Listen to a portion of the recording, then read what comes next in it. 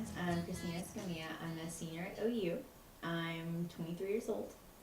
I'm involved with the women's organization on campus, and then I also created a Facebook account or a Facebook group, Youth for Choice, on Facebook.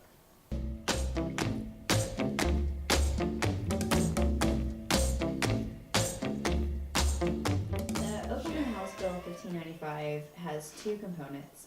The first component is that it's going to start a abortion registration survey, pretty much. That's going to be available on a website, public, where the mother of the mother that has the abortion has to answer a 40 somewhat questions, and they'll be all made public. The other aspect of the bill is that it will make abortions based on the gender of the fetus illegal. Earlier this year, the women's organization that we have on campus organized a big group of us, and we all carpooled and we went up to the state capitol. We had a lot of different news organizations that were up there covering it, and we all just protested. It was pretty awesome. We all had signs and stuff. I have a sign in my bedroom still that's like, women's rights or women's reproductive rights are human rights. That was a sign that I held up. It was a lot of young people and a lot of older people, a lot of people that like you wouldn't think would be up there protesting, you know, they look like your average people who just want equality, and they want people to be treated, you know, the same across the board. Well, we got there, and we had different, we had a speaker from Planned Parenthood that came and spoke. We had a couple women who've had abortions that spoke, and we had just like a couple, and towards the end of the protest, it got to a point where it was like, if anybody feels that they have anything to add, if they have anything to say, or just in general, like, while you're here, you could get up and speak at the podium, and I did.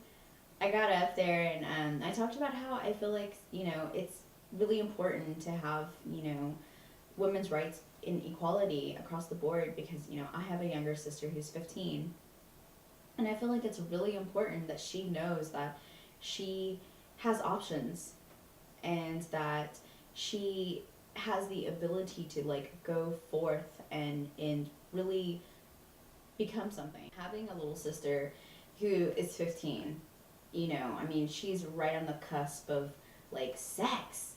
What's that? So it's really, really important that she receives the right information when it comes to sex, and that she's just not being told it's a sin, don't do it. You know, because I mean, statistically, you know, Oklahoma we actually rose when teen pregnancy, you know, this last year we were low, and our teen pregnancy rate has risen.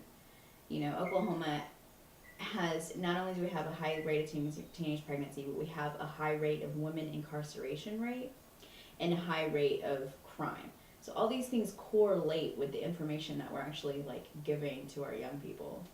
Oklahoma itself is a very, very religious state.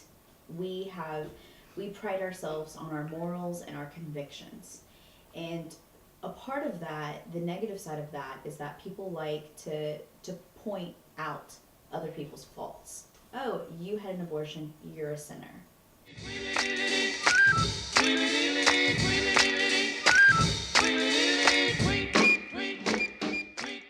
I went to DC last summer I went with Choice USA, which is a nonprofit organization that deals explicitly with sex education and empowerment for women.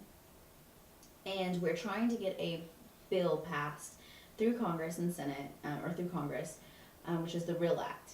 And it's basically it's going to be the first ever comprehensive sex education bill. Currently, we only have abstinence-only sex education, which is $50 million of abstinence-only funding, which states can apply for. And, you know, and when they apply for this funding, though, they have to agree to only teach, like, abstinence-only sex education. So we wanted states to have other options. If the state wants to teach comprehensive sex education, we want the money to be available up for them. And the comprehensive sex education bill isn't a, hey, here's condoms, go have sex. It's going to still be abstinence based, but it's going to like give them a little bit more information to make the right decision that's appropriate for them. And when we got there, we actually met with the Senator Tom Colburn, Oklahoma Senator.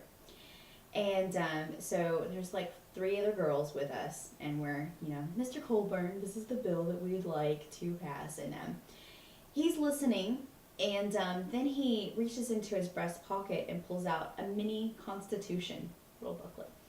And he's like, have you girls ever heard of this? This is the Constitution. And all of us just sat there stunned. Because, not only is he patronizing us, like, have you seen the Constitution before? But he's just like, no, I will not vote for this bill. I mean, he's just telling us flat out. But I got a picture with him, so. Poetry in motion.